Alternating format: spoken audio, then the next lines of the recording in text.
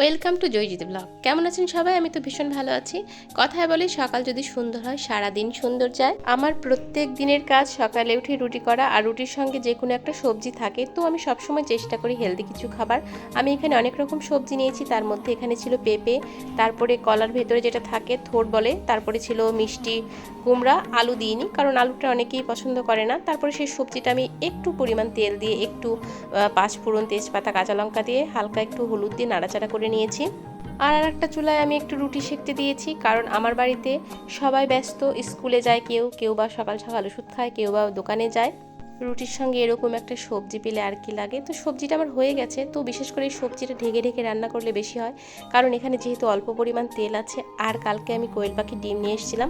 কোয়েল পাখির ডিমটাতে একদম অদ্ভুত একটা ব্যাপার হয়ে গেছিলো, কারণ আমি কোয়েল পাখির ডিমটা আমি সেদ্ধ দিয়েছিলাম, তারপর এখানে জল শুকায় যাওয়ার পর সেটা একদম পুড়ে গিয়েছিলো। তো আজকে সেই ভুলটা হয়নি। তো সবাইকে অনেক ধন্যবাদ।